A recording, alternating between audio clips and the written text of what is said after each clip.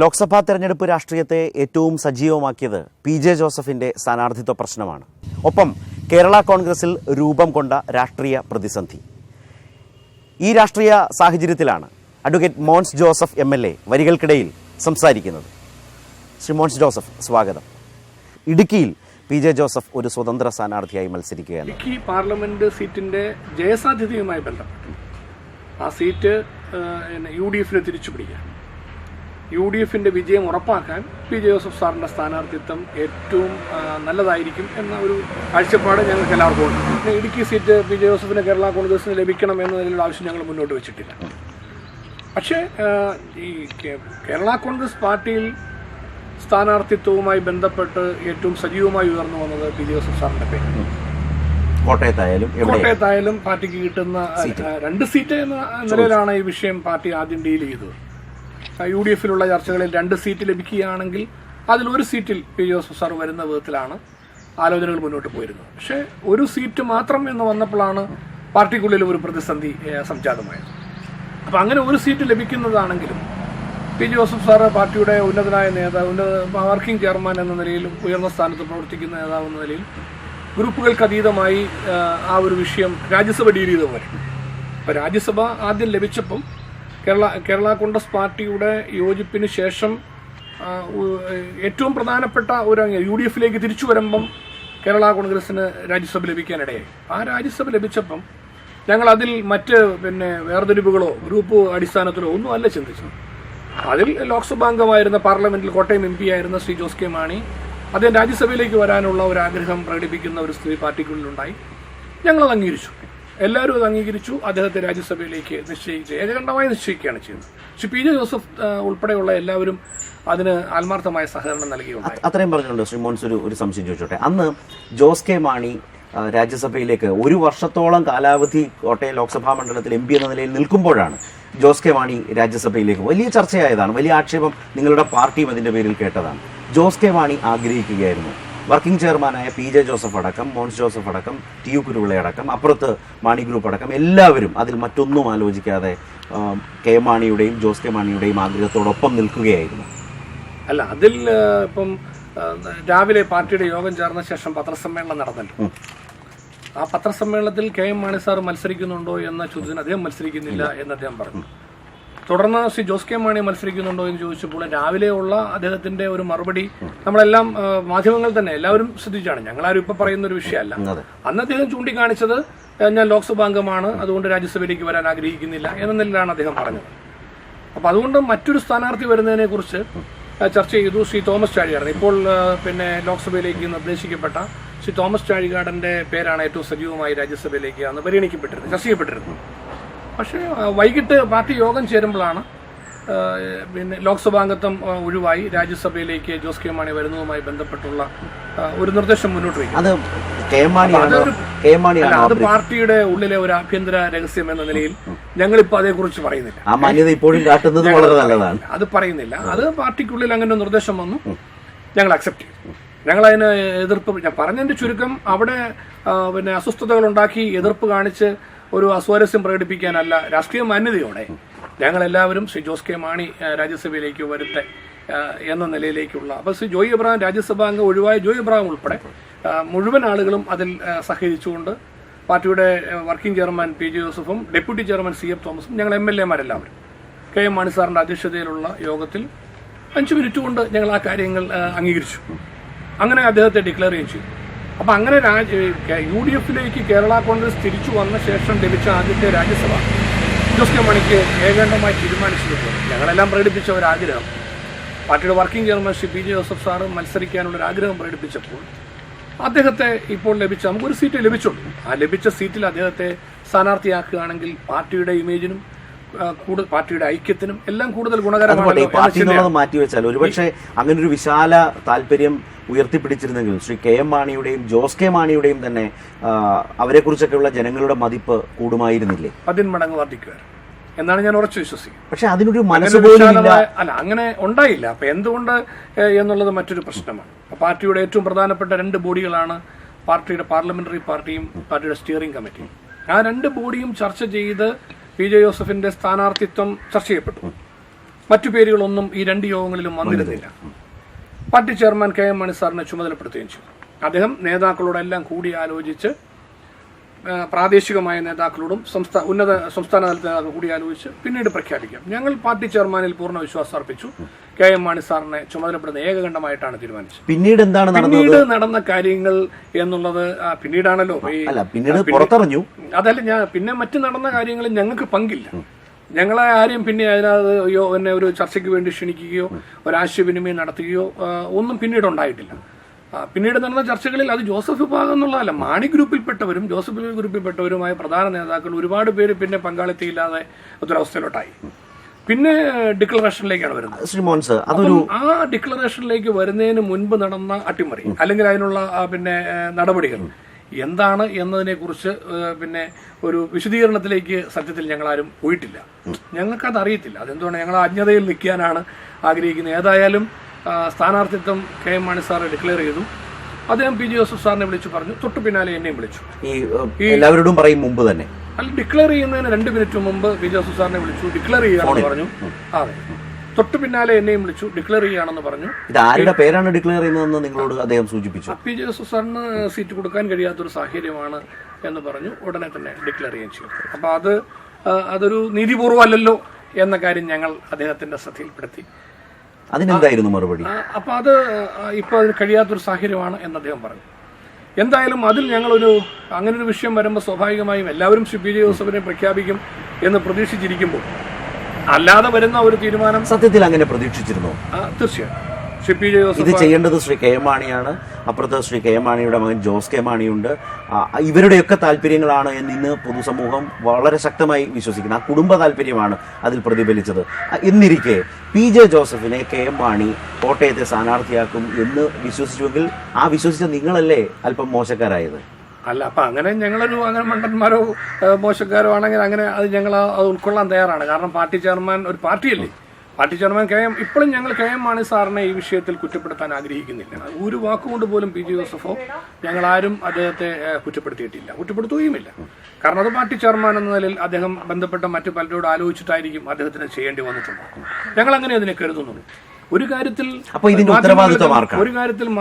Mons Joseph നമ്മൾ കുറച്ചുകൂടി എല്ലാവർക്കും അറിയാവുന്ന കാര്യങ്ങളാണ്. പക്ഷെ മോൻസിനെ പോലെ ഒരാൾ സംസാരിക്കുമ്പോൾ ആളുകൾ അതിന്റെ ഒരു രാഷ്ട്രീയം അറിയാൻ ആഗ്രഹിക്കും. ഇതിൽ കെ എം മാണിയെ നിങ്ങൾ ബഹുമാനത്തോടെ കുറ്റപ്പെടുത്താനില്ല എന്ന് പറയുമ്പോഴും ഒരു വലിയ ഓപ്പറേഷൻ ഇതിനു മുന്നിൽ നടന്നിട്ടുണ്ട്. സ്റ്റിയറിംഗ് കമ്മിറ്റി ചേർന്നു, പാർലമെന്ററി പാർട്ടി ചേർന്നു. അവിടെ എല്ലാം പി ജെ ജോസഫിന്റെ പേര് മാത്രമേ ഉണ്ടായിരുന്നു. കെ എം മാണിയെ ചുമതലപ്പെടുത്തുന്നു. ആ കെ എം മാണി കുറ്റക്കാരനല്ല എന്ന് ശ്രീ മോൻസ് തന്നെ പറയുന്നു. കോട്ടയം ജില്ലയിലെ മണ്ഡലം പ്രസിഡന്റുമാരെ വിളിക്കുന്നു. നിങ്ങൾ ആരും അറിഞ്ഞിട്ടില്ല, കെ എം മാണി കുറ്റക്കാരനുമായി.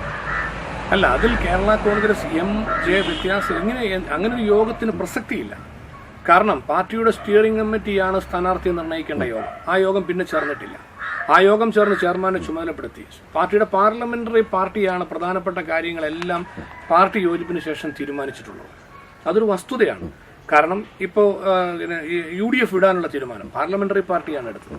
അടുത്ത ബോഡിയിൽ ഡിക്ലെയർ ചെയ്തിട്ടുണ്ട്, റാറ്റിഫൈ ചെയ്തിട്ടുണ്ട്. അതുപോലെ കേരള കോൺഗ്രസ് UDFൽ തിരിച്ചു വരാനുള്ള തീരുമാനം, രാജ്യസഭയിലേക്കുള്ള സ്ഥാനാർത്ഥിയെ നിശ്ചയിച്ച കാര്യം, അതുപോലെ തന്നെ ലോക്സഭയിൽ നിന്ന് ഷിഫ്റ്റ് ചെയ്ത് രാജ്യസഭയിലേക്ക് ജോസ് കെ മാണി മാറുന്ന കാര്യം, ഇങ്ങനെ കേരള കോൺഗ്രസുമായി ബന്ധപ്പെട്ട LDFൽ പോണോ വേണ്ടയോ എന്ന വിഷയം, ഇതൊക്കെ പാർട്ടി ചർച്ച ചെയ്ത് സമയാസമയങ്ങളിൽ ഇതെല്ലാം ചർച്ച ചെയ്തിട്ടുള്ളത് പാർട്ടിയുടെ പാർലമെന്ററി പാർട്ടിയിലാണ്. അവിടെ പാർലമെന്ററി പാർട്ടി പരമോന്നത സമിതിയല്ല, അത് ഹൈപ്പവർ കമ്മിറ്റി വേറെയുണ്ട്. പക്ഷേ എങ്കിലും പാർലമെന്ററി പാർട്ടിയിൽ ചർച്ച ചെയ്യുന്ന കാര്യം ഒന്നുകിൽ സ്റ്റേറ്റ് കമ്മിറ്റിയിൽ അല്ലെങ്കിൽ സ്റ്റിയറിംഗ് കമ്മിറ്റിയിൽ റിപ്പോർട്ട് ചെയ്തുകൊണ്ട് റാറ്റിഫൈ ചെയ്യുക, പെർമിഷൻ മേടിക്കുക എന്നുള്ളതാണ് ഒരു കീഴ്വഴക്കം. ആ നിലയിലുള്ള കാര്യം ഇതിൽ നടന്നത് പാർലമെന്ററി പാർട്ടിയും സ്റ്റിയറിംഗ് കമ്മിറ്റിയും രണ്ടും നടന്നു. പിന്നെ ഒരു യോഗത്തിന് പ്രസക്തിയില്ല. യോഗം പിന്നെ ചേർന്നത് ഔദ്യോഗികമായ യോഗമാണ് എന്ന് കഴിയില്ല. അങ്ങനെ ഒരു യോഗം വിളിക്കാനാണോ നിങ്ങൾ പാർട്ടി ചെയർമാനായ മാണിയെ കെ എം മാണി സാറിനെ ചുമതലപ്പെടുത്തി പൊതുവെ. പിന്നെ അതിന്റെ നടപടിക്രമം പിന്നെ തീരുമാനിക്കുന്ന അദ്ദേഹമാണല്ലോ. പിന്നീട് അതിനകത്ത് ഒരു ഔദ്യോഗികമായ ഒരു യോഗം പിന്നെ ചേർന്നതായി ആർക്കും അംഗീകരിക്കാൻ പറ്റില്ല. കാരണം അങ്ങനെ ഉണ്ടെങ്കിൽ ഞങ്ങളെയൊക്കെ വിളിക്കണം. ഞങ്ങളാരും അതിനകത്ത് ഞങ്ങൾ വന്നാൽ MJ വ്യത്യാസമില്ലാതെ ഒരുപാട് നേതാക്കൾ ഇങ്ങനൊരു കാര്യം അറിഞ്ഞിട്ടില്ല. അപ്പൊ അതുകൊണ്ട് നമുക്ക് അതിനകത്ത് പിന്നെ വിയോജിപ്പുണ്ട്. പക്ഷെ എങ്കിലും ഇപ്പൊ ഡിക്ലെയർ ചെയ്തു. അപ്പൊ നമുക്ക് ആ ഒരു സാഹചര്യങ്ങൾ എനിവേ കഴിഞ്ഞു. ഇപ്പം സ്ഥാനാർത്ഥിയായിട്ട് തോമസ് ചാഴികാരനെ കിട്ടുന്നത്. നിങ്ങൾ ആ സ്ഥാനാർത്ഥിയെ സ്വീകരിക്കുന്നത് UDF-ന്റെ സ്ഥാനാർത്ഥി? ഞങ്ങൾ ചൂണ്ടിക്കാണിച്ച ഒരു കാര്യം, ഞങ്ങൾക്കുണ്ടായ വേദനയും പ്രയാസവും UDF നേതൃത്വത്തിന്റെ ശ്രദ്ധയിൽപ്പെടുത്തുക എന്ന നല്ല സമീപനമാണ് ഞങ്ങൾ എടുത്തിട്ടുള്ളത്. വഴക്കും ബഹളം ഉണ്ടാക്കാനല്ല ഞങ്ങൾ ശ്രമിച്ചത്. മറിച്ച് കോൺഗ്രസ് പാർട്ടിയാണല്ലോ UDF-ന്റെ ലീഡർഷിപ്പിൽ നിൽക്കുന്ന മുഖ്യ കക്ഷി. അപ്പോൾ UDF-ന്റെ ചെയർമാനും പ്രതിപക്ഷ നേതാവ് രമേശ് ചെന്നിത്തലയാണ്. അദ്ദേഹത്തിന്റെയും മുൻ മുഖ്യമന്ത്രി ഉമ്മൻചാണ്ടിയുടെയും KPCC പ്രസിഡന്റ് മുല്ലപ്പള്ളി രാമചന്ദ്രന്റെ ശ്രദ്ധയിൽ നേരിട്ട് കണ്ട ഇക്കാര്യങ്ങൾ പെടുത്തി. ഞങ്ങൾ ചൂണ്ടിക്കാണിച്ചത് ഞങ്ങൾക്ക് സീറ്റ് കിട്ടിയില്ല, പകരം ഒരു സീറ്റ് തരണം, ഞങ്ങൾ ആവശ്യപ്പെട്ടിട്ടില്ല. അതോടൊപ്പം അല്ലെങ്കിൽ ഞങ്ങൾക്ക് മറ്റൊരു പരിഗണന കിട്ടണം. അതിനിടയ്ക്ക് പറയുന്നു കേരള കോൺഗ്രസ് പിന്നിച്ച് മറ്റൊരു പാർട്ടിയാവും, ഞങ്ങൾ ആവശ്യപ്പെട്ടിട്ടില്ല. ഞങ്ങൾ ചൂണ്ടിക്കാണിച്ചത് PJ ജോസഫ് അടക്കമായി ഒരു ഘട്ടത്തിൽ കേരള കോൺഗ്രസ് LDF-ൽ പോകുന്നത് ഉൾപ്പെടെയുള്ള വിഷയം വന്നപ്പോൾ UDF-ൽ ഉറച്ചു നിൽക്കണം എന്ന സമീപനമാണ് ഞങ്ങൾ എല്ലാവരും സ്വീകരിച്ചത്. അപ്പോൾ UDF-ൽ തുടരാൻ സ്വീകരിച്ചു. UDF-നോടൊപ്പം അവിഭാജ്യ ഘടകമായി നിന്ന നേതാക്കൾ ഒരു കാലഘട്ടത്തിൽ ശ്രീ K കരുണാകരനുള്ളപ്പോൾ UDF-ന്റെ കൺവീനർ കൂടിയായിരുന്നു ശ്രീ PJ ജോസഫ്. അപ്പം ഞങ്ങൾക്ക് ആ നിലയിൽ ഒരു വൈകാരികതയോടെ ഈ പ്രശ്നത്തെ സമീപിച്ചപ്പോൾ മാന്യമായി UDF-ൽ മുന്നോട്ട് പോകാൻ കഴിയുന്ന സാഹചര്യം ഉറപ്പുവരുത്താൻ കോൺഗ്രസ് ലീഡർഷിപ്പ് ഇടപെട്ട് ആവശ്യമായത് ചെയ്യണം. ഇന്നത്തെ ഈ പ്രതിസന്ധി പരിഹരിക്കാൻ വേണ്ട ഇടപെടലുകൾ നടത്തണം. തൃപ്തികരമായ ഒരു അന്തരീക്ഷത്തിൽ തെരഞ്ഞെടുപ്പിൽ മുന്നോട്ട് പോകണം. UDF കേരളത്തിലെ എല്ലാ സീറ്റിലും ജയിക്കണം. കോട്ടയം ഇടുക്കി സീറ്റിൽ വിജയം ഉറപ്പാക്കണം. UDF-ന്റെ വിജയം ഉറപ്പാക്കണം. ഞങ്ങൾ പറഞ്ഞ ഏറ്റവും മാന്യമായ നിലപാടാണ്. അതിന് ഞങ്ങളുടെ സഹകരണം ഉണ്ടാവും. ഞങ്ങൾ പൂർണ്ണമായി സഹകരിക്കും. അപ്പോൾ അതിൽ ഞങ്ങൾക്ക് തൃപ്തികരമായി പ്രവർത്തിക്കാൻ കഴിയുന്ന ഒരു സാഹചര്യം ഇതാണ് ഞങ്ങൾ പറഞ്ഞിട്ടുള്ളത്. അത് കോൺഗ്രസ് ചർച്ച ചെയ്യാമെന്ന് പറഞ്ഞു. അതിൻ്റെയൊക്കെ ഒരു ഉപകാര സ്മരണ, ഒരു പൊളിറ്റിക്കൽ മാനേഴ്സ് കോൺഗ്രസിൽ നിന്നുണ്ടാകുമെന്നാണോ പ്രതീക്ഷിക്കുന്നത്? അല്ല, ഞങ്ങൾക്ക് കോൺഗ്രസ് പാർട്ടിയിലും UDF-ലും ഉറച്ച ഒരു വിശ്വാസം ഞങ്ങൾക്കുണ്ട്. തളർത്തിയവനെയും ചവിട്ടിയവനെയും ദൈവം ചോദിക്കട്ടെ. അങ്ങനെ പറയാം. അതിലും ഒരു ദുരുദ്ദേശം ഇടുക്കിയിൽ UDF-ന്റെ ഒരു സ്വതന്ത്ര സ്ഥാനാർത്ഥിയെ PJ ജോസഫ് എന്ന ആശയം പരക്കെ ചർച്ച ചെയ്യുമ്പോൾ അതിന് പ്രായോഗികമായ ഒരുപാട് ബുദ്ധിമുട്ടുകളില്ലേ? PJ ജോസഫ് കേരള കോൺഗ്രസിന്റെ നേതാവാണ്. ഒരു സ്വതന്ത്ര സ്ഥാനാർത്ഥിയായി പറയുമ്പോഴും അത് ആ നിലയിൽ മാറുമോ? മാണി ഗ്രൂപ്പിന്റെ ലേബലിൽ ഇത് വരുമോ? കോൺഗ്രസ് പ്രവർത്തകരുടെ ആശങ്ക ഈ തരം പ്രായോഗികമായ രാഷ്ട്രീയ പ്രശ്നങ്ങളെ അഡ്രസ് ചെയ്യണ്ടേ? ഇടുക്കി സീറ്റ് ജയിക്കാൻ, വിജയത്തിലേക്ക് വരാൻ PJ ജോസഫ് മത്സരിക്കുന്നത് നല്ലതാണ്. ആ സീറ്റ് ജയിക്കണമെങ്കിൽ PJ ജോസഫിന്റെ ഒരു സ്ഥാനാർത്ഥിത്വം UDF-ന് ഉപകരിക്കും എന്ന ഒരു പൊതു നിർദ്ദേശവും പൊതുവികാരവും മൊത്തത്തിൽ ഉയർന്നു വന്നു. എന്ന് വെച്ചാൽ അത് ഇടുക്കിയിൽ കേരള കോൺഗ്രസ് മാണി ഗ്രൂപ്പിന്റെ സ്ഥാനാർത്ഥി എന്ന നിലയിലല്ല പറയുന്നത്. അല്ല, കാരണം കേരള കോൺഗ്രസ് M-ന് ഒരു സീറ്റ് എന്നുള്ളതിലേക്ക് എത്തിച്ചേർന്നല്ലോ. പ്രായോഗികമായി 2 സീറ്റ് തരാൻ കഴിയില്ല എന്നുള്ള ബുദ്ധിമുട്ട് പറഞ്ഞു. തന്നെയുമല്ല, മുസ്ലിം ലീഗിന്റെ 3ാമത്തെ സീറ്റ് വിഷയമില്ല, അത് സെറ്റിൽ ചെയ്ത കാര്യങ്ങളാണ്. അപ്പം ഞങ്ങളതിനെ ഇപ്പം ഈ സീറ്റ് 2ാമതൊരു സീറ്റ് കൂടെ കേരള കോൺഗ്രസിന് ചോദിക്കുന്നതിന് പ്രസക്തിയില്ല. കാരണം അതില്ലാന്ന് ഒരു ക്ലോസ് ചെയ്ത വിഷയം. പക്ഷേ ഇടുക്കി സീറ്റിന്റെ വിജയം, കോട്ടയം സീറ്റിന്റെ വിജയം, ഇത് രണ്ടും ഒരു പ്രധാനപ്പെട്ട കാര്യമായി കണക്കാക്കി. ഇപ്പൊ കോട്ടയം സീറ്റിന്റെ പാക്കേജ് പോലെ കാണണം. അങ്ങനെ വന്നാൽ നല്ലതെന്നുള്ളൊരു അഭിപ്രായം പൊതുവെ വന്നിട്ടുണ്ട്. അപ്പോൾ ഇടുക്കി സീറ്റിൽ PJ ജോസഫ് സ്ഥാനാർത്ഥിയായി വരികയാണെങ്കിൽ ആ സീറ്റ് ജയിക്കുമെന്നുള്ള ഉമ്മൻചാണ്ടി അല്ലെങ്കിൽ PJ ജോസഫ് എന്ന ഒരു ഒരു വികാരം ജനങ്ങളിൽ നിന്ന് തന്നെ ഉണ്ടായി. മാധ്യമരംഗം, അതായത് ഇടയ്ക്ക് ഉമ്മൻചാണ്ടി ഇടുക്കിയിൽ മത്സരിക്കുന്നു എന്ന് പറഞ്ഞു കേട്ടു. പക്ഷെ അതൊന്നുമില്ല എന്ന് വ്യക്തമായി കഴിഞ്ഞു. ഉമ്മൻചാണ്ടി ലോക്സഭാ തെരഞ്ഞെടുപ്പ് രംഗത്തേക്കില്ല. പിന്നെ ശ്രീ മോൻസ്, നിങ്ങൾ കാണുന്ന ഏറ്റവും വലിയ വിജയ സാധ്യതയുള്ള, ഇടുക്കി തിരിച്ചു പിടിക്കാൻ കഴിയുന്ന മറ്റേതൊരു കോൺഗ്രസ് സ്ഥാനാർത്ഥിയെക്കാളും മികച്ച സ്ഥാനാർത്ഥി PJ ജോസഫ് ആണ് എന്നതാണോ ഇപ്പോഴത്തെ ചർച്ചയുടെ ഒരു അടിസ്ഥാന? തീർച്ചയായിട്ടും. പക്ഷേ പരിമിതികളുണ്ട്. ആ പരിമിതികൾ കോൺഗ്രസ് പരിഹരിച്ചാൽ, അവരുടെ അഭിപ്രായ സമന്വയത്തോടെ ഒരു വിട്ടുവീഴ്ചയ്ക്ക് തയ്യാറായാൽ മാത്രം നടക്കുന്ന കാര്യമാണ്. കേരള കോൺഗ്രസിന് 2ാമത്തെ ഒരു സീറ്റ് എന്ന നില അവകാശവാദത്തിലൂടെ ഇത് അംഗീകരിക്കാൻ കഴിയില്ല എന്ന് ഞങ്ങൾക്കും ബോധ്യമുണ്ട്.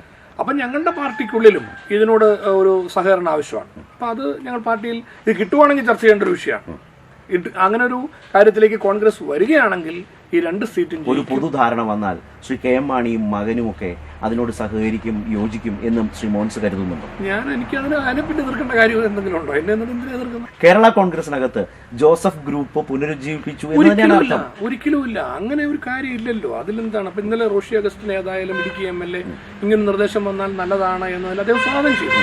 പാർട്ടി ഒന്നിച്ചു നിന്ന് സഹകരിക്കുന്നതാണ് കേരള കോൺഗ്രസിന്റെ മുന്നോട്ടുള്ള ഒറ്റക്കെട്ടായ പ്രയാണത്തിന് സഹായകരമെന്നാണ് ഞാൻ വിശ്വസിക്കുന്നത്. അങ്ങനെ അതിനുകൂടി തടസ്സം നിന്നാൽ, ഇപ്പോൾ ഏതായാലും വർക്കിംഗ് ചെയർമാന്റെ സീറ്റിന്റെ കാര്യത്തിൽ മണ്ഡലം പ്രസിഡന്റുമാരെ വരെ വിളിച്ചു വരുത്തി അവരുടെ അഭിപ്രായമാണ് എന്ന് പറഞ്ഞ് സീറ്റ് വെട്ടി.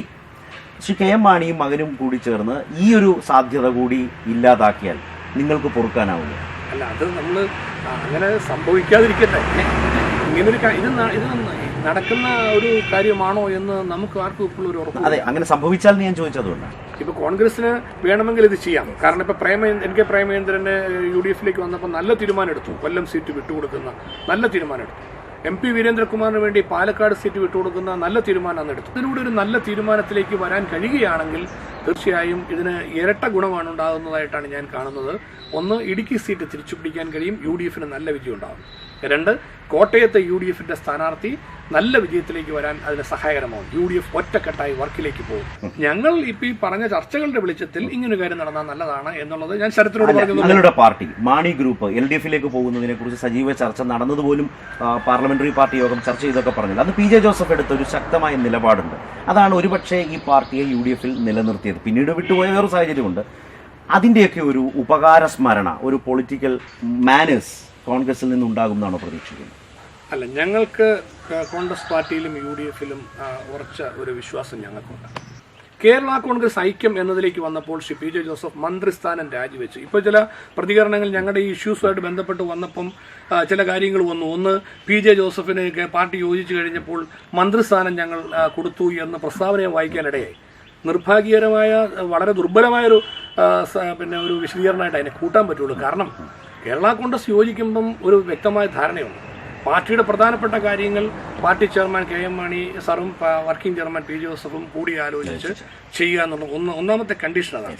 2 മന്ത്രിസ്ഥാനം ലഭിച്ചാൽ ഒന്നാമത്തെ മന്ത്രിസ്ഥാനം ശ്രീ KM മാണി സാറിനും രണ്ടാമത്തെ മന്ത്രിസ്ഥാനം ശ്രീ PJ ജോസഫിനാണെന്നുള്ള യോജിപ്പിന്റെ ധാരണയാണ്. അതിന്റെ അടിസ്ഥാനം മന്ത്രിസ്ഥാനം രാജിവെച്ചിറങ്ങി വന്നാണ് PJ ജോസഫ് ഐക്യം ഉണ്ടാക്കിയിരിക്കുന്നത്. അപ്പൊ അതുകൊണ്ട് അദ്ദേഹത്തിന് ഉണ്ടായിരുന്നൊരു മന്ത്രിസ്ഥാനം വിട്ടിട്ട് വന്നതിന് ശേഷം പിന്നെ ഒരു മന്ത്രിസ്ഥാനം ഔദാര്യമായി കൊടുത്തു എന്ന പ്രസ്താവന ഇറക്കുന്നത് ബാലിശമാണ്. ഇപ്പൊ കടുത്തുരുത്തി സീറ്റ് ഞാൻ 2-3 പത്രങ്ങളിൽ പ്രസ്താവനകൾ വായിക്കാനിടയായി. കടുത്തുരുത്തി സീറ്റ് പോലും ഞങ്ങൾ വിട്ടുകൊടുത്തു എന്ന് പറയുന്നത് വിട്ടുതന്നതല്ല. പാർട്ടി യോജിപ്പിന്റെ ധാരണയാണ്. സിറ്റിംഗ് MLA-മാർ ആരൊക്കെയാണോ അവർക്കെല്ലാം സിറ്റിംഗ് സീറ്റ്. ഞാൻ കേരള കോൺഗ്രസ് എമ്മിന്റെ സ്ഥാനാർത്ഥിയെ കടുത്തുരുത്തി മണ്ഡലത്തിൽ പരാജയപ്പെടുത്തി കേരള കോൺഗ്രസ് ജെയുടെ പ്രതിനിധിയായി ഈ മണ്ഡലത്തിൽ നേരിട്ടുള്ള മത്സരത്തിൽ ജയിച്ചു വന്ന MLA ആയി നിൽക്കുമ്പോഴാണ് പാർട്ടി യോജിപ്പ് നടക്കുന്നത്. അങ്ങനെ വന്നപ്പോൾ പാർട്ടി യോജിപ്പിന്റെ ധാരണ സിറ്റിംഗ് സീറ്റുകൾ ആർക്കാണോ അവർക്ക്. പാലായിൽ KM Mani sir sitting MLA, അന്ന് ഏറ്റുമാനൂർ സിറ്റിംഗ് MLA തോമസ് ചാഴികാട്, കടുത്തുരുത്തിയിൽ മോൻസ് ജോസഫ് സിറ്റിംഗ് MLA, തൊടുപുഴയിൽ PJ ജോസഫ്. അപ്പൊ ഇങ്ങനെയുള്ള ധാരണ സിറ്റിംഗ് MLA-മാർക്കുള്ള പാർട്ടി യോജിപ്പിന്റെ ധാരണ പ്രകാരമാണ് ഞങ്ങൾ മത്സരിക്കും. ഞാൻ സിറ്റിംഗ് MLA അല്ലായിരുന്നെങ്കിൽ മറ്റൊരാൾ മത്സരിക്കും. ഉറപ്പാണല്ലോ. അപ്പൊ എനിക്കൊരു ഔദാര്യം ചെയ്തതൊന്നുമല്ല. ഞാൻ കേരള കോൺഗ്രസ് എമ്മിന്റെയും ജെയുടെയും യോജിപ്പിന്റെ ധാരണ എനിക്ക് അവകാശപ്പെട്ടതും എനിക്ക് അർഹതപ്പെട്ടതുമായ കാര്യം മാത്രമാണ് ചെയ്തു തന്നെ. അപ്പൊ അതുകൊണ്ട് പാർട്ടി യോജിപ്പിന്റെ ധാരണ ഞങ്ങൾ 100% പ്രതീക്ഷയോടെ നിന്ന് പോയെങ്കിലും അതിനനുസൃതമായി മുന്നോട്ടുള്ള പല കാര്യങ്ങളിലും ആ ഒരു പരിഗണന ലഭിക്കാതെ അവഗണനയും വിഷമവും ഉണ്ടാകുന്ന സാഹചര്യങ്ങൾ പലപ്പോഴും ശരിയാണ്. ഈ അവഗണനയും വിഷമവും ഒക്കെ ഉണ്ടായ ഘട്ടത്തിലാണ് ഫ്രാൻസിസ് ജോർജും ആന്റണി രാജുവും എല്ലാം പാർട്ടി വിട്ടുപോയത്. അവർ ജനാധിപത്യ കേരള കോൺഗ്രസ് ആയി മാറിയത്. അന്നും നിങ്ങൾ തുടർന്നു. 2014 ഫ്രാൻസിസ് ജോർജിന് വേണ്ടി ഈ മണ്ഡലം ഇടുക്കി ആഗ്രഹിച്ചപ്പോൾ അതും നടക്കാതെ പോയി. ഇതിപ്പോൾ ഈ അവഗണനയും ഒക്കെ കഴിഞ്ഞ് അപമാനത്തിലേക്ക് കാര്യങ്ങൾ പോവുകയല്ലേ? വർക്കിംഗ് പ്രസിഡന്റ് ആയിട്ടുള്ള വർക്കിംഗ് ചെയർമാനായിട്ടുള്ള PJ ജോസഫിനെ അപമാനിക്കുന്ന നിലയിലേക്ക് പോയാൽ എവിടെയാണ് ഈ ഐക്യത്തിന്റെ മഹത്വം? അല്ല, ഐക്യത്തിന്റെ മഹത്വം തിരിച്ചു കൊണ്ടുവരണം. പാർട്ടി ഐക്യത്തോടെ തന്നെ പോകണം. കേരള കോൺഗ്രസ് കേരളത്തിലെ ജനങ്ങൾക്ക് വേണ്ടി ഇനിയും ഒറ്റക്കെട്ടായി നിലനിൽക്കണം. അതായത് ഞങ്ങളുടെ ആഗ്രഹം. മോൻസ് പറഞ്ഞു വരുന്നത് ഈ വളരുംതോറും പിളരുന്ന പാർട്ടിയാണ് എന്ന് മാണി സാർ പറയുന്ന കേരള കോൺഗ്രസ്, അങ്ങനെ ഞങ്ങൾ പിളർന്ന് പുറത്തോട്ട് പോകാനില്ല, ഈ പാർട്ടിയായി തന്നെ നിൽക്കും, ഈ പാർട്ടിയെ കറക്റ്റ് ചെയ്യും എന്നാണോ പറയുന്നത്? ഞങ്ങൾ അതിനു വേണ്ടിയുള്ള തീർച്ചയായിട്ടും എല്ലാ പാർട്ടികളിലും വീഴ്ചകളിലും കുറവുകളും അപാകതകളും ഒക്കെ സംഭവിക്കും. ഇപ്പോഴും ഞങ്ങൾ എടുത്തിരിക്കുന്ന ഒരു നിലപാട് പാർട്ടിക്കുള്ളിൽ തന്നെ ഇക്കാര്യങ്ങൾ കറക്റ്റ് ചെയ്ത് കേരള കോൺഗ്രസിനെ കേരളത്തിലെ ജനങ്ങൾക്ക് വേണ്ടി കരുത്തുറ്റ നല്ല പാർട്ടിയായിട്ട് മുന്നോട്ട് കൊണ്ടുപോകണം എന്ന ആഗ്രഹമാണ് ഞങ്ങൾക്കുള്ളത്. ഞങ്ങളായിട്ട് കുഴപ്പമുണ്ടാക്കിയില്ല. അതായത് ഈ സീറ്റിന്റെ പേരിൽ പാർട്ടി പിളർപ്പിലേക്കില്ല. ഞങ്ങളിപ്പോ അങ്ങനെ ഒന്നും ആലോചിച്ചിട്ടില്ല. ഞങ്ങൾ UDF-ന്റെ മുൻപിൽ പറഞ്ഞിട്ടുള്ളത് കേരള കോൺഗ്രസ് പാർട്ടിയുടെ വർക്കിംഗ് ചെയർമാൻ എന്ന നിലയിൽ PJ ജോസഫിനും UDF-ന്റെ പ്രധാന നേതാവ് എന്ന നിലയിൽ നേതാക്കളിൽ ഒരാളെന്ന നിലയിൽ അദ്ദേഹത്തിന് മാന്യമായി പ്രവർത്തിച്ച് മുന്നോട്ട് പോകാൻ കഴിയുന്ന സാഹചര്യം ഉറപ്പുവരുത്തണം. അതുകൊണ്ട് ഇന്നുണ്ടായിരിക്കുന്ന ബുദ്ധിമുട്ടുകൾ പരിഹരിക്കണം. ഇതാണ് ഞങ്ങൾ ചൂണ്ടിക്കാണിച്ചത്. പാർട്ടിക്കുള്ളിലും ഞങ്ങളുടെ പ്രതീക്ഷ സംഭവിച്ച കാര്യങ്ങൾ തിരുത്താനുള്ള സാഹചര്യം നാളെ ഉണ്ടാകും. കറക്റ്റ് ചെയ്ത് കേരള കോൺഗ്രസ് മുന്നോട്ട് പോകാൻ കഴിയും എന്ന വിശ്വാസമാണ് ഞങ്ങൾക്കുള്ളത്. ആ നിലയിൽ മാണി ഗ്രൂപ്പിലെ പ്രവർത്തകരിലും നേതാക്കളിലും ഒരു മാറ്റം നിങ്ങൾ കാണുന്നുണ്ടോ? സജി മഞ്ഞക്കടമ്പനൊക്കെ പരസ്യമായി പറഞ്ഞ ചില കാര്യങ്ങളുണ്ട്, പരസ്യമായി പറയാത്തവരുണ്ട്. കാര്യമായി മാണി ഗ്രൂപ്പിൽ പോലും ചർച്ച ചെയ്തില്ല എന്ന് നേരത്തെ താങ്കൾ തന്നെ സൂചിപ്പിച്ചു. PJ ജോസഫിന് അനുകൂലമായി പാർട്ടിക്കുള്ളിൽ ഒരു വികാരമുണ്ടോ? പാർട്ടിയുടെ വികാരം PJ ജോസഫിനൊപ്പമാണോ അതോ മാണിക്കും മകനും? ഒരു കാര്യം നമുക്ക് ഇപ്പോൾ വ്യക്തമായിട്ടുണ്ട്. MJ വ്യത്യാസമില്ലാതെ ഇപ്പൊ സജി മഞ്ഞക്കടമ്പൻ യൂത്ത് ഫണ്ട് എമ്മിന്റെ സംസ്ഥാന പ്രസിഡന്റ് പ്രതികരണം തന്നെയാണ് അതിന്റെ വ്യക്തമായ ഒരു ഉദാഹരണം. അദ്ദേഹം പ്രകടിപ്പിച്ച വികാരം കേരള കോൺഗ്രസ് എമ്മിൽപ്പെട്ട നിരവധി നേതാക്കളുടെ മനസ്സിന്റെ ഒരു സാന്നിധ്യമാണ് അദ്ദേഹം പറഞ്ഞതെന്ന് ഞാൻ കരുതുന്നു. ജോസഫ് മാണി വ്യത്യാസമില്ലാതെ പാർട്ടിയിൽ നീതിപൂർവമായ സാഹചര്യങ്ങൾ ഉറപ്പുവരുത്തണം. കേരള കോൺഗ്രസ് എമ്മിൽ നീതി ഉറപ്പാക്കണം, എല്ലാവർക്കും നീതി ലഭിക്കണം. പക്ഷെ കെ എം മാണി അനാരോഗ്യം മൂലം പാർട്ടി ചെയർമാൻ സ്ഥാനം ഒഴിയുകയും മകൻ ജോസ് കെ മാണിയെ വൈസ് ചെയർമാനെ പാർട്ടി ചെയർമാനാക്കുകയും ചെയ്താൽ ഇതിവിടം കൊണ്ട് അവസാനിക്കില്ല, അടുത്ത പടിയായി അതും കാണണമല്ലോ. ഇപ്പം അതിനൊന്നും പ്രസക്തിയില്ല. കാരണം കെ എം മാണി സാർ ജീവിച്ചിരിക്കുമ്പോൾ അദ്ദേഹത്തെ ചെയർമാൻ സ്ഥാനത്ത് നിന്ന് മാറ്റി മറ്റാര് ഭാരവാഹിയാകാൻ ചെയർമാനാകാൻ ശ്രമിച്ചാലും അത് ജനങ്ങൾ ക്ഷമിക്കും എന്ന് ഞാൻ കരുതുന്നു. ജനങ്ങളല്ലല്ലോ ഇതൊന്നും തീരുമാനിക്കുന്നത്. ഒരു പാർട്ടിയുടെ നിങ്ങൾ ആരും അറിയാതെ പി ജെ ജോസഫ് ആഗ്രഹിച്ച സീറ്റ് തരാതിരുന്നല്ലോ. അപ്പോൾ ഈ തീരുമാനം എടുത്തു കഴിയുമ്പോഴായിരിക്കും നിങ്ങളും ഒക്കെ അറിയുന്നത്. അങ്ങനെ തീരുമാനങ്ങൾ ഉണ്ടായി. ഞാനിപ്പോൾ അതങ്ങനെ കരുതുന്നില്ല. കെ എം മാണി സാർ ജീവിച്ചിരിക്കുമ്പോൾ അദ്ദേഹം നേതൃത്വം കൊടുക്കുന്ന ഈ കാലഘട്ടത്തിൽ അദ്ദേഹത്തിന്റെ നേതൃത്വത്തിൽ അദ്ദേഹം ചെയർമാനും പി ജെ ജോസഫ് വർക്കിംഗ് ചെയർമാനുമായിട്ടുള്ള കേരള കോൺഗ്രസ് യോജിച്ച പാർട്ടിയുടെ ഒരു സാന്നിധ്യം അത് തന്നെ തുടരുക എന്നതാണ് ഞങ്ങളുടെ. മോൻസിനെ പോലെ ഒരു നേതാവ് കാണുന്നത് കെ എം മാണി ഈ പാർട്ടിയെ നയിക്കുന്നു. കെ എം മാണി കഴിഞ്ഞാൽ ഈ പാർട്ടിയെ നയിക്കേണ്ട ആളാരാ? അതിപ്പോ ചർച്ച ചെയ്യുന്നതിന് എന്ത് പ്രസക്തി? ഇപ്പൊ കെ എം മാണി നയിക്കട്ടെ എന്ന് നമ്മളെല്ലാവരും അടുത്ത ചോയ്സിൽ താങ്കളുടെ രാഷ്ട്രീയ ഗുരുവായ പി ജെ ജോസഫ് അല്ലേ അതിന് ഏറ്റവും അർഹനായ? അല്ല, ഞാൻ ഒരിക്കലും പറയില്ല. കെ എം മാണി സാറ് ജീവിച്ചിരിക്കുന്നിടത്തോളം കാലം, അദ്ദേഹം നേതൃത്വം കൊടുക്കുന്നിടത്തോളം കാലം മാണി സാറിന്റെ താഴെ വർക്കിംഗ് ചെയർമാനായി പി ജോസഫ് നിൽക്കണമെന്ന് ഞാൻ പറയും. അതിന് മുകളിൽ കയറി ഒരു സ്ഥാനം മേടിക്കണമല്ല, അദ്ദേഹത്തെ മാറ്റിയിട്ടൊരു സ്ഥാനം മേടിക്കില്ല. പക്ഷേ പി ജെ ജോസഫിന് മുകളിൽ കയറാൻ യോഗ്യതയുള്ളവർ ഈ പാർട്ടിയിൽ വേറെ ഉണ്ടോ? ഇല്ല, അതിപ്പോ ചർച്ചയ്ക്ക് പ്രസക്തിയില്ല. അങ്ങനെ ദുർബുദ്ധിയോടെ നമ്മൾ കാണേണ്ട കാര്യമില്ല, ദുരുദ്ദേശത്തോടെയും കാണേണ്ട കാര്യമില്ല. സതുദ്ദേശത്തോടെ ഇതിനെ കണ്ടാൽ മതി. ശരത്തിനോടും എനിക്ക് പറയാനുള്ളത്, നിങ്ങൾ ഇത്രമേൽ സതുദ്ദേശത്തോടെ പ്രവർത്തിച്ചതാണ് ഇത്ര വലിയ ആപ്പിൽ ചെന്നുവിടാൻ കാരണം. സാധ്യത ഉണ്ടെന്ന് എനിക്ക് തോന്നുന്നു. ഞങ്ങൾക്ക് ഇങ്ങനൊരു ഞങ്ങളുടെ ഒരു രാഷ്ട്രീയ മാന്യതയും ഞങ്ങളുടെ സതുദ്ദേശവും വെച്ച് കൂടിപ്പോയത് ഞങ്ങളോട് പലരും പറയുന്നുണ്ട്. പക്ഷേ എങ്കിലും ഇപ്പം പി ജോസഫ് സാറിന്റെ മാധ്യമം പത്രത്തിൽ കഴിഞ്ഞ ദിവസം ഈ വലിയ വിഷമത്തിനിടയിലും അദ്ദേഹം സങ്കീർത്തനം 111 കോട്ട് ചെയ്തത്. തളർന്നു കിടക്കുന്നവനെ ദൈവം കൈപിടിച്ചുയർത്തും, വേദനിപ്പിച്ചവരോട് ദൈവം എന്താന്നാ ചോദിക്കട്ടെ. ശ്രീ മോൻസ് ഒരു പ്രധാനപ്പെട്ട വാചകമാണ് പറഞ്ഞത്. അതായത് തളർത്തിയവനെയും ചവിട്ടിയവനെയും ദൈവം ചോദിക്കട്ടെ. അങ്ങനെയല്ല, ഞാൻ അങ്ങനെ പറയാം. അതിലും ഒരു ദുരുദ്ദേശം സങ്കീർത്തനത്തിൽ പറയുന്ന വചനം ഉദ്ധരിച്ചു എന്നുള്ള അതിൽ ഒരിക്കലും നമ്മൾ ആഗ്രഹിക്കുന്നില്ല. പി ജെ ജോസഫിനെ സംബന്ധിച്ചിടത്തോളം ഇത്തരം കാര്യങ്ങളിൽ രാഷ്ട്രീയ മാന്യതയോടെയുള്ള നിലപാട് സ്വീകരിക്കുള്ളൂ. പാർട്ടി ആലോചിച്ച് എന്ത് തീരുമാനിക്കും. ഇപ്പം ഞാൻ ചോദിക്കട്ടെ, ഇപ്പൊ ഈ കേരള കോൺഗ്രസിന്റെ കോട്ടയം സീറ്റ് ഇല്ല എന്ന് പറഞ്ഞപ്പോഴും പി ജെ ജോസഫ് എത്രയോ ആത്മസംയമനത്തോടെയാണ്, എത്രയോ രാഷ്ട്രീയ മാന്യതയോടെയാണ് ആ വിഷയത്തിൽ പ്രതികരിച്ചത്. തീർച്ചയായും അതൊരു പ്രധാനപ്പെട്ട പ്രസക്തമായ കാര്യവുമാണ്. എനിക്ക് പെട്ടെന്ന് ഓർമ്മ വന്ന അവസാനമായി മോൻസ് ഈ മഹേഷിന്റെ പ്രതികാരം എന്ന് പറഞ്ഞൊരു സിനിമ കണ്ടതാണോ? തല്ലിയവനെ തിരിച്ചു തല്ലാതെ ചെരുപ്പിടില്ല എന്ന് ശപഥം ചെയ്ത നായകൻ ഒടുവിൽ വിജയിക്കുകയാണ് ചെയ്തത് എന്ന് പറഞ്ഞവരെയാണ് എല്ലാവരെയും അത്ഭുതപ്പെടുത്തുന്ന വിധം എനിക്ക് മത്സരിക്കണം എന്ന് പറഞ്ഞ് പി ജെ ജോസഫ് രംഗത്ത് വരുന്നു, ഒരു നിലപാടോടെ ശപഥത്തോടെ നിൽക്കുന്നു. അത് അദ്ദേഹത്തിന്റെ മാത്രം ഒരു വികാരമായിരുന്നില്ല. ഇപ്പൊ കേരള കോൺഗ്രസിനകത്ത് മൊത്തത്തിൽ എല്ലാവരും ആഗ്രഹിച്ചു എന്നുള്ള ഇപ്പൊ വന്നല്ലോ. അത് ഞങ്ങൾ ആരൊക്കെയോ കുറച്ച് ആളുകൾ പറഞ്ഞിട്ടാണ് പി ജോസഫ് ഇങ്ങനെ ഒരു വികാരം പ്രകടിപ്പിച്ചത് എന്നൊക്കെ ഒരു കുപ്രചരണം അഴിച്ചുവിടാനൊക്കെ ശ്രമിച്ചു. ഒന്നും വിലപ്പോയില്ല. കാരണം ഇത് കേരള കോൺഗ്രസ് പ്രവർത്തകരുടെയും UDF പ്രവർത്തകരുടെയും മൊത്തത്തിലുള്ള ഒരു വികാരമായിട്ടാണ് പിന്നീട് അത് വരുന്നത്. അപ്പൊ ആ നിലയിൽ തന്നെ ശ്രീ പി ജെ ജോസഫ് നാളെ ഇത്ര അദ്ദേഹത്തിന് സീറ്റ് നിഷേധിച്ചപ്പോഴും അദ്ദേഹം വളരെ ആത്മസംയമനത്തോടെയാണ് നിലപാടെടുത്തത്. ഇപ്പോൾ ഇനി നാളെ സീറ്റ് ലഭിക്കുന്നില്ലെങ്കിലും ആത്മസംയമനത്തോടെ ഇക്കാര്യങ്ങൾ ചെയ്യും. പക്ഷെ ഞങ്ങൾക്ക് UDFൽ തൃപ്തികരമായി മുന്നോട്ട് പോകാനുള്ള സാഹചര്യം ഉണ്ടാകണം. കേരള കോൺഗ്രസ് പാർട്ടിയിലും നീതി ഉറപ്പാക്കി പ്രവർത്തിക്കാൻ കഴിയുന്ന സാഹചര്യം ഉണ്ടാകണം. അതിന് എന്ത് ചെയ്യാൻ പറ്റുമെന്നുള്ളത് പാർട്ടിക്കുള്ളിലും UDFനുള്ളിലും ആലോചിക്കട്ടെ. നല്ല നിലയിൽ കേരള കോൺഗ്രസ് മുന്നോട്ട് പോകും. ഏതായാലും നിങ്ങളുടെ ഈ വികാരത്തെ കോൺഗ്രസ് അതിൻ്റെതായ അർത്ഥത്തിൽ ഇപ്പോൾ LDF എന്നത് ആലോചിക്കുന്നത് പോലും ഇല്ലാത്തതുകൊണ്ടാണ് ഒരു ചോദ്യം പോലുമായി ആവർത്തിക്കാതിരുന്നത്. ഏതായാലും കോൺഗ്രസ് നിങ്ങളുടെ വളരെ പ്രധാനപ്പെട്ട ഈ ആവശ്യത്തെ എങ്ങനെ രാഷ്ട്രീയമായി പരിഗണിക്കുന്നു, തീരുമാനത്തിലെത്തിക്കുന്നു എന്നാണ് ഏറ്റവും നിർണായകം. നിലവിൽ കടന്നുപോയ രാഷ്ട്രീയ സാഹചര്യങ്ങളെക്കുറിച്ചാണ് ശ്രീ മോൻസ് ജോസഫ് ഇത്രയും നേരം സംസാരിച്ചത്. Thank you.